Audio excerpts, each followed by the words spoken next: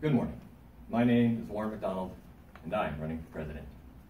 The United States of America is the greatest nation ever established upon this earth. But that doesn't mean we're perfect. Our ballooning debt, sluggish economy, and exploding healthcare costs are just a few of the challenges that we face. Unfortunately, it seems like most politicians just keep proposing the same failed policies of the past, and nothing gets fixed. It's time for a new direction, new solutions, and new leadership. I grew up in the 1980s when Ronald Reagan was president. I didn't understand politics or economics or much of anything. What I did know was that Reagan was kicking communist butt, and my parents had voted for him. That was good enough for me. I had no idea what it meant to be a Republican or a Democrat. All I knew was Reagan was Republican, so I was too. For the most part, that's all I knew about politics until I got into high school. Excuse me. For the most part, that's all I knew about politics until I got to high school. I may have watched one of the debates for the '92 election. But at the time, I wasn't old enough to vote, didn't really care.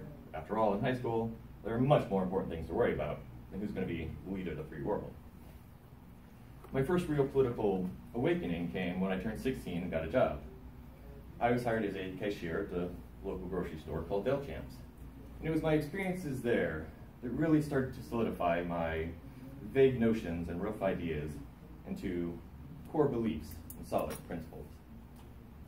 At the time, minimum wage was $4.25 an hour.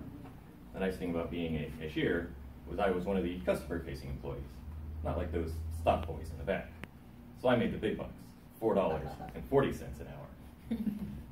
Gasoline cost 90 cents a gallon. Taco Bell tacos were 59 cents each. So after just 1 hour of work, I could fill up half a tank of gas or get 7 tacos. I was living a good life. Now let me assure some of the younger members of our audience that the mid-90s was not the Stone Ages. We did have computers and barcode scanners, and one of the nice features about our system at Del Champs was that when you logged into the cash register, you could keep track of how many items per minute that you scanned. Every day, manager would post up the scores, and as a naive teenager, I thought it was just about competition. It was probably really so they knew who they needed to replace, but for me, it was great motivation. I was genuinely excited when people came into my line. I could hear the announcers in the starting gun in my voice. They would come up, unload their basket, and I was ready to go. On your mark, get set, go. Beep, beep, beep, bag. Beep, beep, beep, bag. Beep, beep, beep, done. Woo! This is great. Can you believe they pay me $4.40 an hour to do this? Well, unfortunately, not everybody was quite as enthusiastic as I was about the pay. There would always be another cashier around grumbling, "Can you believe they pay us $4.40 an hour to do this?" Beep. Can barely even pick up a six-pack for that. Beep. It's these evil corporations, man. Beep. Always trying to screw the little guy. Beep. It seemed to me the people that did the most amount of complaining were also the people that tend to do the least amount of work. I learned very quickly what it means to really earn your pay and what it means to earn your wages. Another important lesson that I learned was that it's very easy to abuse our generosity. Every day I would encounter a scenario like this. Somebody would come into my line with 2 baskets. The first basket, they would have their food, which they would pay for with food stamps. The second basket would have their beer, their cigarettes, their lotto tickets, they would pay for with cash. I would love to tell you that that was the exception, but it wasn't. At that time, at the end of my experiences there, I guess I was what you'd call a fairly typical Republican. It's in favor of lower taxes, welfare reform, balanced budgets, that kind of thing. My next big political evolution came with the rise of the internet. I discovered the political forums on MySpace, back when that was a thing. And it really opened up a whole new world to me. For the first time in my life, my ideas were really challenged. And to defend them, I had to know what I believed and why. In a relatively short amount of time, my political beliefs evolved substantially. And I think today, most people would probably label me as more of a libertarian. And for years after that transition, if you really asked me what that meant and kind of put it into words, I would have had a hard time with that. Then one day, I found a YouTube video on YouTube by Penn Jillette from Penn & Teller. And I think he did a real good job of putting into words. He said to determine the role of government, the first thing we have to do is determine what government is. And when you strip away the fancy suits and the layers of bureaucracy and the high idealism, really all it boils down to is the use of force. After all, if we don't enforce the laws, they're not really laws, they're just suggestions. In today's modern society, the ultimate expression of the use of force is a gun.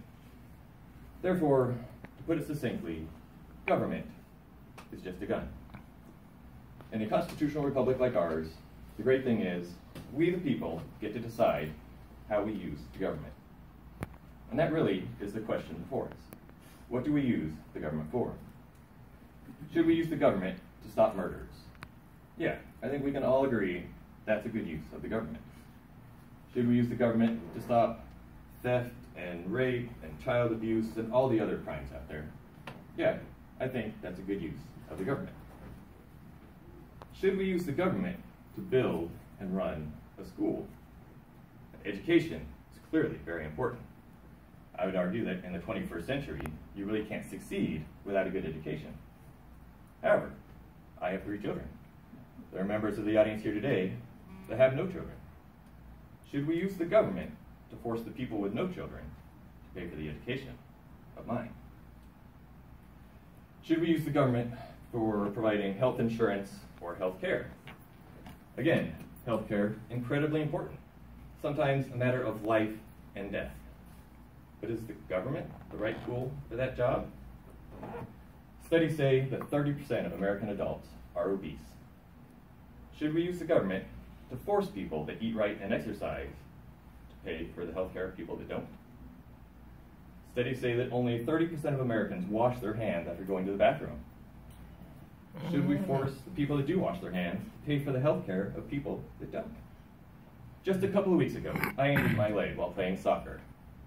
Should we use the government to force all of you to pay for my soccer injury?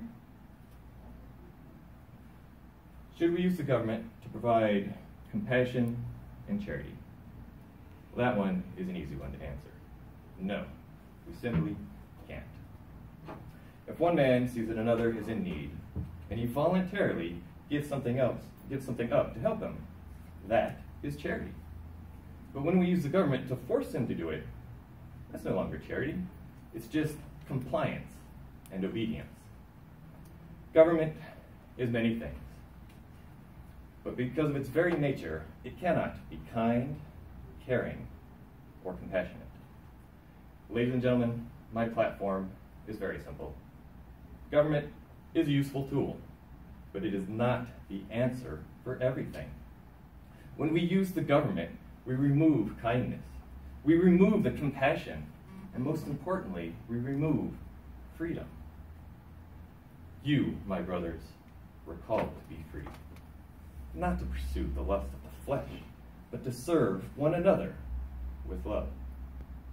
Those words were written by the Apostle Paul to the Church of Galatia 2,000 years ago. I believe they are just as relevant today. You, my fellow Americans, are called to be free. Please join me. Together we can reclaim our freedoms so that we can serve one another with love. My name is Warren McDonald. I'm running for president, and I would appreciate your vote.